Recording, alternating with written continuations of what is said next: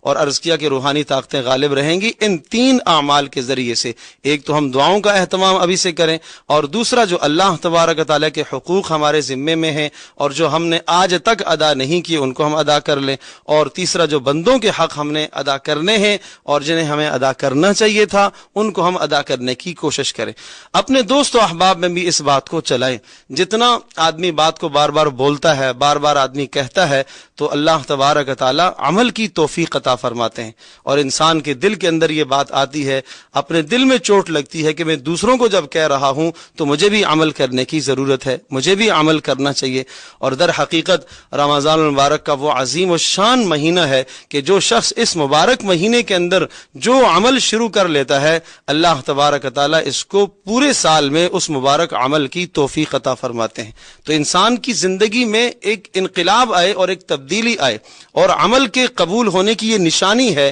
اگر رمضان المبارک ہمارا قبول ہو جاتا ہے، اللہ پاک ان روزوں کو ہماری طرف سے قبول فرما لیتے ہیں، تو قبولیت کی یہ نشانی ہے کہ اللہ تبارک تعالیٰ ہماری زندگی کے اندر تبدیلی کو پیدا کر دے۔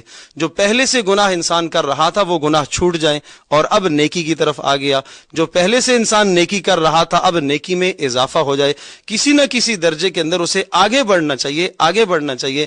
حدیث پاک میں آتا ہے رمضان المبارک کا جب مہینہ شروع ہوتا ہے تو اللہ تبارک تعالیٰ کی طرف سے ایک فرشتہ ایک اعلان کرتا ہے کہ اے خیر کا عمل کرنے والے آگے بڑھ، یہ مہینہ خیر کا عمل کرنے کا ہے، یہ نیک اعمال کرنے کا مہینہ ہے۔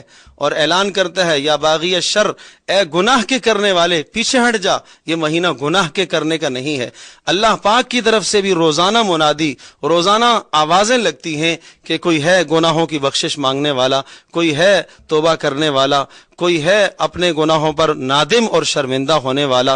جب اللہ پاک کی طرف سے اس طرح سے روزانہ آواز لگے تو بندے کو بھی چاہیے کہ وہ بھی اللہ پاک کی طرف رجوع کرے، اور جو شخص اللہ کی طرف رجوع کرتا ہے اللہ تبارک تعالیٰ تواب ہے، اس کی توبہ کو قبول کرنے والا ہے۔ اللہ پاک مہربان ہے، اللہ تبارک تعالیٰ رحیم ہے، اپنے بندوں پر مہربان ہے، وہ ماؤں سے زیادہ اپنے بندوں سے پیار اور محبت کرتا ہے۔ اسی محبت کے تقاضے میں اللہ پاک نے یہ اعمال عطا فرمائے ہیں کہ ان اعمال کے ذریعے سے ہمارا اللہ پاک سے تعلق قائم ہو جائے۔ تو ان اعمال کی ہم پابندی کریں گے تو انشاءاللہ رمضان المبارک کی تیاری ہو جائے گی۔ اور رسول اکرم صلی اللہ تعالی علیہ وسلم ایک مرتبہ رمضان کی آمد سے کچھ پہلے کی بات ہے کہ آپ علیہ الصلوۃ والسلام ممبر پر تشریف فرما ہیں، تو آپ علیہ الصلوۃ والسلام نے یوں دیکھا اور سامنے مجمع کی طرف، تو آپ علیہ الصلوۃ والسلام نے ارشاد فرمایا کہ وہ آ رہا ہے، استقبال، یعنی اس طرح سے آپ علیہ الصلوۃ والسلام نے اپنے ہاتھ کا اشارہ فرمایا کہ جیسے کسی مہمان کا استقبال کیا جاتا ہے، وہ آ رہا ہے اس کا استقبال کرے۔